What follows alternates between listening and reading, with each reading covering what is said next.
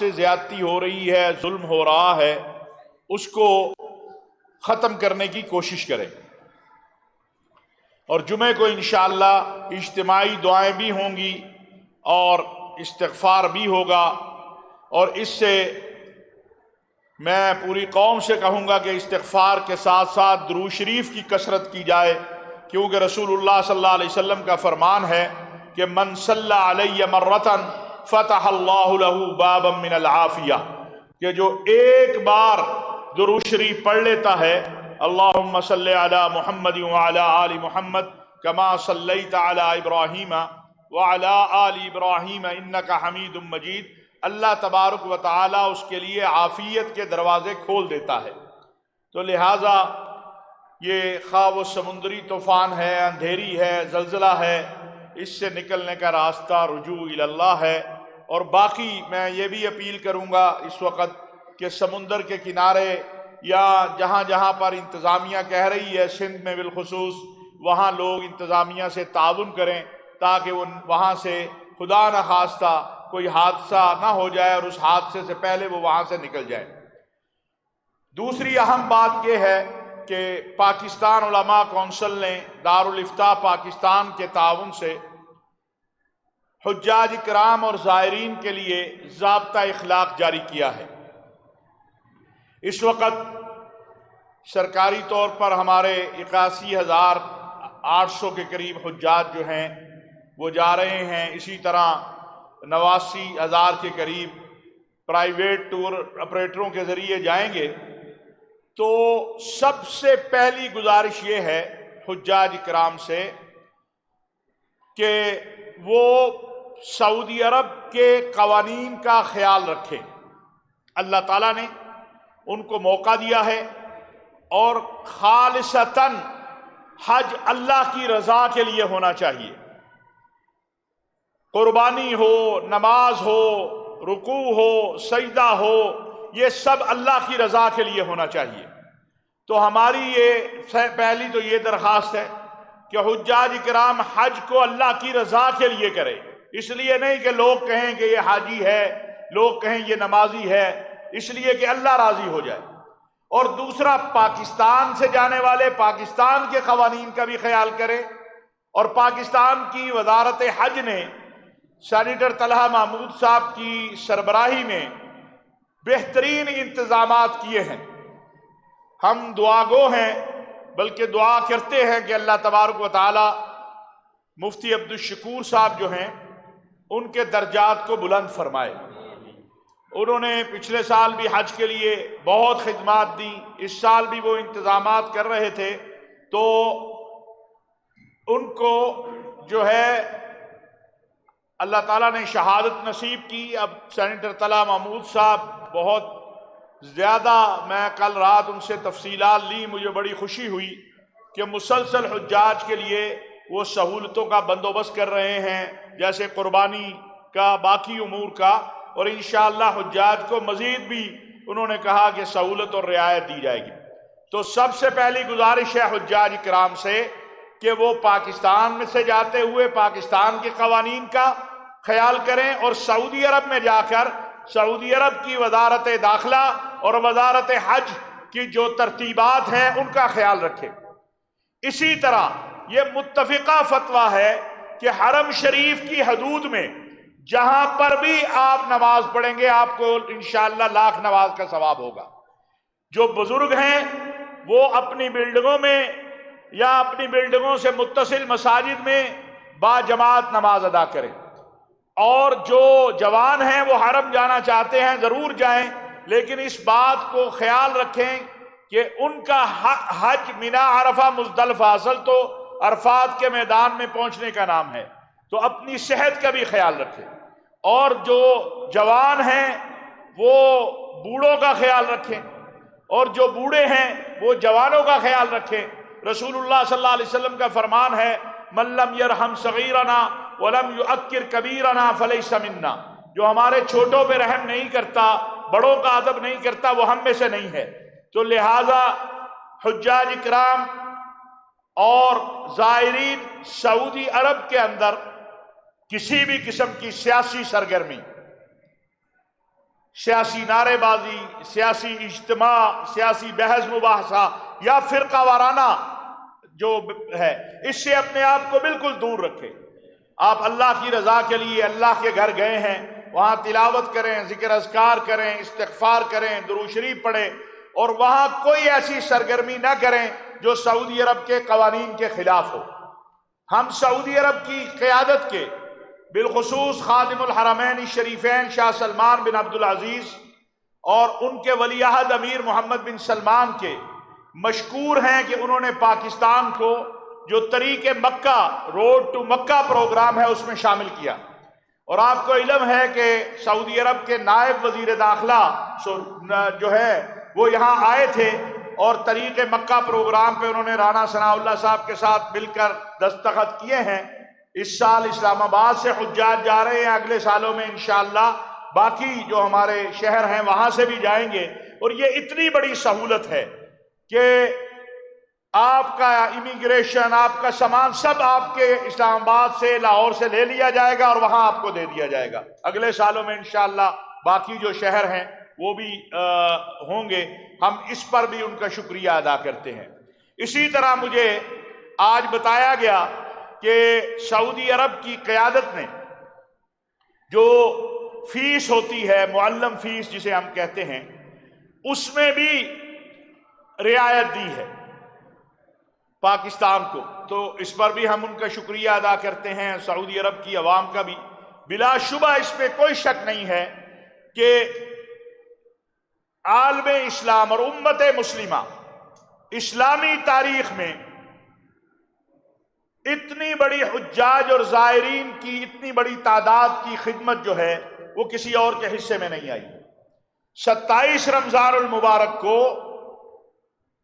26.5 لاکھ لوگ تھے جنہوں نے وہاں تراویح میں، دعا میں، عمرہ کیا۔ اتنی بڑی تعداد اس سے پہلے تاریخ اسلام میں ہمیں نظر نہیں آتی، اور سب کے لیے سعودی عرب کی حکومت نے جو انتظامات کیے وہ قابل قدر ہیں۔ اسی طرح جو دوسرا آج کا ہمارا موضوع ہے وہ ہے کہ ایک بے بنیاد پراپوگنڈا کیا جا رہا ہے کہ پاکستان میں توہین مذہب و توہین ناموس رسالت کا قانون سیاست دانوں کے خلاف استعمال ہو رہا ہے یا سیاسی کارکنوں کے خلاف استعمال ہو رہا ہے۔ میں یہ واضح کرنا چاہتا ہوں کہ پاکستان میں توہین مذہب و توہین ناموس رسالت کا قانون کسی بھی سطح پہ غلط استعمال نہیں ہو رہا۔ پاکستان میں توہین رسالت و توہین مذہب کا قانون کسی بھی سطح پہ غلط استعمال نہیں ہو رہا۔ ہم نے حتی الممکن کوشش کی ہے، اور اس پر تمام مکاتب فکر کے علماء اور مذاہب کی جو صف اول کی قیادت ہے اس نے گزشتہ 3 سالوں میں اس بات کو انشور کیا ہے کہ کسی بھی طور کے اوپر توہین مذہب اور توہین ناموس رسالت کے قانون کا غلط استعمال نہ ہو۔ عمران خان صاحب اور ان کی جماعت کے جو لوگ ہیں ان کے خلاف 9-10 اپلیکیشنیں متحدہ علماء بورڈ پنجاب کے پاس آئی تھی، اس پر کوئی کارروائی نہیں ہوئی، اس کو مسترد کیا گیا۔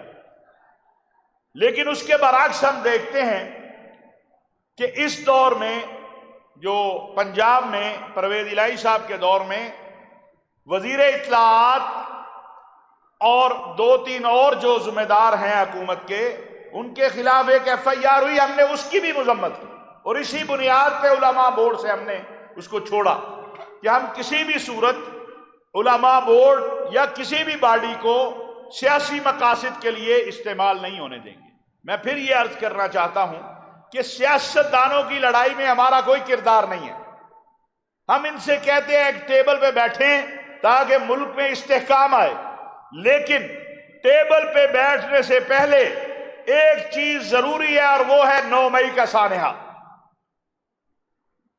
9 مئی کو جو کچھ ہوا ہے اس کی تحقیقات، اس میں سہولت کار، اس کے اندر جو ذہن ساز، وہ سب قوم کے سامنے آنے چاہیے۔ ہمیں خطرہ ہے کہ یہ 9 مئی کا واقعہ بھی کہیں یہ پریس کانفرنسوں کی نظر نہ ہو جائے۔ ہمیں یہ خوف آ رہا ہے کہ ایسا نہ ہو کہ جو اس ملک میں ماضی میں تاریخ رہی ہے وہ نہ دہرائی جائے، کیونکہ ماضی میں کبھی 9 مئی نہیں ہوا، 75 سال میں پہلی بار ہوا ہے۔ اور ہماری عدلیہ سے بھی گزارش ہے، دیکھیں 2 طرح کے مجرم ہیں، ایک وہ ہے جو واضح ہے، جو جلا رہا ہے، جو توڑ رہا ہے، جو حملہ کر رہا ہے، اور ایک ہے جو مظاہرین ہیں جن کے جرم واضح نظر آ رہے ہیں، ان کو سزا دینے میں کون سی چیز مانے ہے۔ اور بڑی عجیب بات یہ ہے کہ اگر آئین اور قانون کا حصہ ہے آرمی ایکٹ، تو پھر آپ چیخ چلا کیوں رہے ہیں؟ آئین اور قانون کی بالادستی ہم چاہتے ہیں، اور اگر آرمی ایکٹ آئین اور قانون کا حصہ ہے تو پھر اس پر چیخو پکار کیوں ہے؟ پوری قوم چاہتی ہے کہ کوئی بے گناہ پکڑا نہ جائے۔ میں پھر آج یہ کہنا چاہتا ہوں، کوئی بے گناہ پکڑا نہ جائے اور کوئی گناہگار چھوڑا نہ جائے۔ اگر کوئی بے گناہ پکڑا گیا ہے اسے رہا ہونا چاہیے، لیکن کسی گناہگار کو اس بنیاد پہ معافی نہیں مل جانی چاہیے کہ اس نے پریس کانفرنس کر دی ہے۔ یہ حساس معاملہ ہے۔ قوم کے شہداء، قوم کے غازی، آپ ان کے یادگاروں کی توہین کریں، آپ جی ایچ کیو پہ جا کے حملہ آور ہو جائے، آپ ان بچوں کی، کارکن جو ہوتا ہے وہ بیچارہ معصوم ہوتا ہے، اسی لیے کہا جاتا ہے کہ کارکن غلطی کرے اسے معافی ہونی چاہیے اور لیڈر غلطی کرے اسے سزا ہونی چاہیے۔ کس نے یہ ذہن سازی کی ہے کہ آپ جا کے جی ایچ کیو پہ حملہ آور ہو جائیں؟ کس نے یہ ذہن سازی کی ہے کہ آپ شہداء کی یادگاروں کو توڑ دیں؟ کس نے یہ ذہن سازی کی ہے کہ آپ کور کمانڈر ہاؤس پہ جا کے مسجد کو بھی جلا دیں؟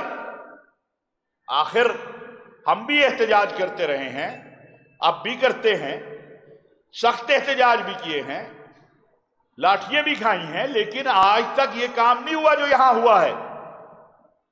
2 چیزیں ہم واضح کرنا چاہتے ہیں۔ انسانی حقوق کے نام پر اگر توہین مذہب و توہین ناموس رسالت کے قانون کے خلاف یہ مہم بند نہ کی تو پھر یہ مہم چلانے والوں کے خلاف ہم میدان میں نکلیں گے۔ یہ عالمی ایجنڈے کا حصہ ہے کہ جو قوتیں پاکستان میں توہین مذہب اور توہین ناموس رسالت کا قانون ختم کروانا چاہتی ہیں، یہ ان کے ایجنڈے کا حصہ ہے کہ بے بنیاد، آپ بتائیں کہاں پر کس کارکن پہ جو ہے وہ توہین مذہب کا پرچہ درج ہوا ہے، اور پھر وہ پاکستانی دانستہ یا نادانستہ باہر جو بیٹھے ہیں، وہ جو وہاں مہم چلا رہے ہیں، ہمارے سفارت خانوں کو چاہیے کہ وہ حقائق اپنے اوورسیز پاکستانیوں کو بتائیں، اور جو ایسی قوتوں کے اعلی کار ہیں جو پاکستان کو نقصان پہنچانا چاہتی ہیں، ان کے خلاف حکومت کو ایکشن لینا چاہیے۔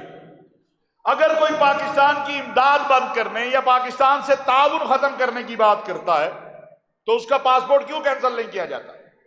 جو غداری کر رہا ہے اپنے وطن کے ساتھ، جو اپنے وطن کے خلاف بے بنیاد پراپیگنڈا کر رہا ہے، کون ہوتے ہیں؟ امریکی سینیٹر اور زلمے خلیل زاد، اور اب دیکھیں امراللہ صالح، جس نے اس ملک کے اندر چرچوں، امام بارگاہوں، مسجدوں، محلوں، بازاروں کو نشانہ بنایا۔ کیا کسی سے مخفی ہے یہ بات کہ جو کچھ افغانستان سے پچھلے دور میں پاکستان میں دہشت گردی ہوئی، اگر امراللہ صالح اور زلمے خلیل زاد جیسے لوگ وہ کسی کے پشت پہ آ کے کھڑے ہوں تو پھر سوالیہ نشان بنتا ہے۔ پھر یہ سوال ہوگا کہ پاکستان کے دشمن ایسے لوگوں کی تائید کیوں کر رہے ہیں؟ تو ہماری یہ گزارش ہے، ہماری یہ التجا ہے کہ اس حوالے سے حکومت اقدامات اٹھائے۔ میں ایک بار پھر حجاج اکرام کے لیے یہ عرض کرنا چاہتا ہوں کہ وہ سعودی عرب کی حکومت کے قوانین کی پابندی کریں، منا، عرفہ، مزدلفہ میں جو ترتیب معلم بنائیں اس ترتیب میں رہیں، سعودی عرب کے اندر کسی قسم کی سیاسی سرگرمی مت کریں، کسی قسم کی فرقہ وارانہ بحث مباحثہ مت کریں، کسی قسم کا سیاسی بحث مت کریں، اپنا حج کریں، اور جو رضاکار ہیں ان کے ساتھ تعاون کریں، اپنے معلمین کے ساتھ تعاون کریں۔ اس بار جو وزارت حج نے معاونین بھیجے ہیں ان کی تربیت کی ہے، بہت اس پہ محنت کی ہے۔ میں مبارکباد دیتا ہوں وزارت مذہبی امور کو، وزیر اعظم پاکستان اور وزیر مذہبی امور کو، کہ اس بار پہلی بار معاونین کی جس طرح تربیت کر کے بھیجا گیا ہے یہ قابل ستائش ہے اور قابل قدر ہے۔ اس لیے اللہ تبارک و تعالی سب کا حج قبول کرے اور سب کو جو ہے، اور اسی طرح ایک بار پھر میں سعودی عرب کی قیادت خادم الحرمین شریفین شاہ سلمان بن عبدالعزیز، ان کے ولی عہد امیر محمد بن سلمان کا شکریہ ادا کرتا ہوں۔ طریق مکہ پروگرام کے حوالے سے بھی سعودی وزارت داخلہ کا بھی شکریہ ادا کرتے ہیں، سعودی وزارت حج کا بھی، اور جو سہولتیں وہ حجاج کو دے رہے ہیں اور بالخصوص پاکستانیوں کو جو انہوں نے سہولتیں دی ہیں اس پر بھی ان کا شکریہ ادا کرتے ہیں۔ کوئی سوال کریں؟ 76 سال سے پاکستان سے حجاج جا رہے ہیں، اب کیا ضرورت محسوس ہوئی تاکید کرنے کی کہ سیاسی معاملات میں بات کی جائے؟ کوئی وجہ ہے؟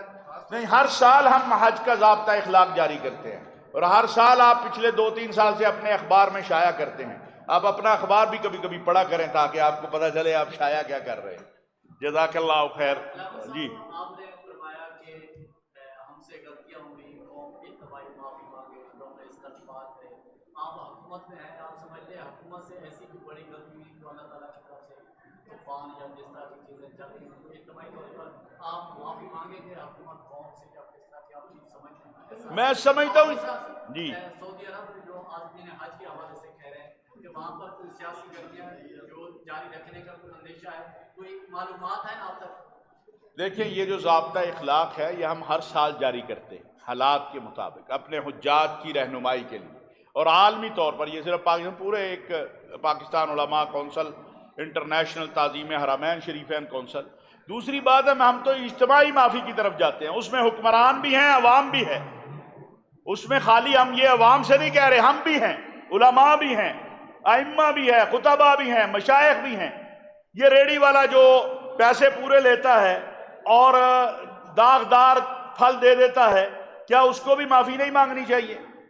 پوری قوم کو اللہ کے سامنے جھکنا چاہیے، اللہ سے معافی مانگنی چاہیے، حکمرانوں کو بھی معافی مانگنی چاہیے، ان پہ زیادہ ذمہ داری ہے، عوام کو بھی معافی جس پہ جتنی ذمہ داری ہے اسے اللہ کی طرف اتنا رجوع کرنا چاہیے۔ اور دوسری آخری بات یہ ہے کہ ہمارے پاس تو اللہ کے علاوہ کچھ نہیں ہے، اپنے رب سے ہی معافی مانگے گا نا۔ یہ طوفان، یہ اندھیریاں، یہ زلزلے کسی بندے کی قدرت میں نہیں ہے کہ وہ اس کو روک سکے۔ اور یہ کیسے رکتے ہیں؟ سیدنا عمر بن خطاب اپنا عصا زمین پہ مارتے ہیں اور کہتے ہیں کہ زمین، میں نے تجھ پہ کوئی ایسا ظلم کیا ہے؟ تو زمین رک جاتی ہے کہ نہیں، کوئی ظلم نہیں کیا، ہم سب ظالم ہیں اپنی اپنی جگہ۔ کیا جو بہوؤں کے ساتھ سلوک ہوتا ہے، پچھلے جمعے، صرف ایک جمعے کی بات کرتا ہوں، میرے پاس 5 سے زیادہ ہمارے جمعے سے خواتین کے پیغام آئے جن کو خامدوں نے مار کے گھر سے نکالا ہے، بچوں سمیت نکالا۔ یہ ظلم نہیں ہے؟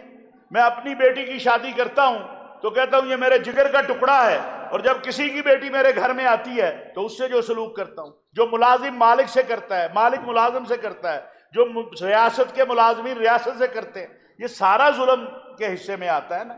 تو ہم سب اپنی اپنی جگہ چھوٹے چھوٹے ظالم ہیں، ہمیں اس سے توبہ کرنی چاہیے۔ آپ نے کہا کہ امریکی سینیٹرز اور ظلم خلیدات کون ہوتے ہیں کہ پاکستان کے اندرونی معاملات میں مداخلت کریں؟ سر، آپ سابقہ حکومت میں بھی بڑے قریبی تھے عمران خان کے، تو آپ کیا سمجھتے ہیں کب امریکہ نے پاکستان کے اندرونی معاملات میں مداخلت کی؟ نہیں، دیکھیں بات یہ سب کو ہی پتہ ہے، لیکن کوئی حق نہیں پہنچتا کسی کو بھی کہ وہ پاکستان کے اندرونی معاملات میں، کیا ٹرمپ رات گرفتار ہوا ہے؟ آج ہمارے سینیٹر خط لکھیں گے کہ ٹرمپ کو کیوں گرفتار کیا ہے؟ بھئی یہ ان کے ملک کی پالیسی ہے، انہوں نے اپنے، پاکستان ایک آزاد خود مختار ملک ہے۔ اور اسی طرح میں آخری بات ڈاکٹر عافیہ صدیقی کے حوالے سے کرنا چاہتا ہوں۔ ابھی ان کی بہن مل کے آئی، سینیٹر مشتاق صاحب، میں ذرائع ابلاغ کے ذریعے بھی اپیل کرتا ہوں وزیر اعظم صاحب سے کہ وہ ڈاکٹر عافیہ صدیقی کی رہائی کے حوالے سے قدم بڑھائیں، اور پوری قوم جو ہے وہ امریکن پریزیڈنٹ سے بھی اور یہاں جو امریکہ کے سفیر ہیں ان سے بھی یہ بات کہنا چاہتی ہے کہ ہماری بیٹی جو ہے، آپ کی جنگ افغانستان میں تھی، آپ نے افغانوں سے صلح کر لی، وہ اپنے گھروں میں آباد ہو گئے، آپ اپنے گھر چلے گئے، ہماری بیٹی ہمیں واپس دے دو، اس کا تو کوئی جرم نہیں ہے۔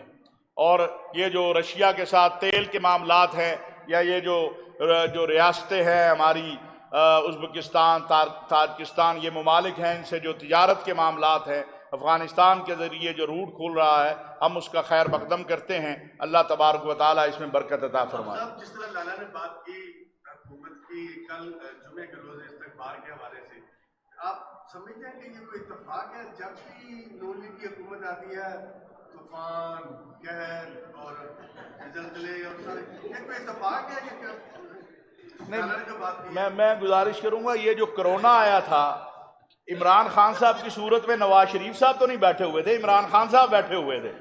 تو یہ آفات جو ہیں، یہ پوچھ کے اگر آتی تو پھر ہم ضرور ان سے پوچھ سکتے کہ جی آپ اس دور، ہر دور میں کیا عمران خان صاحب کے دور میں یہ حادثات نہیں ہوئے؟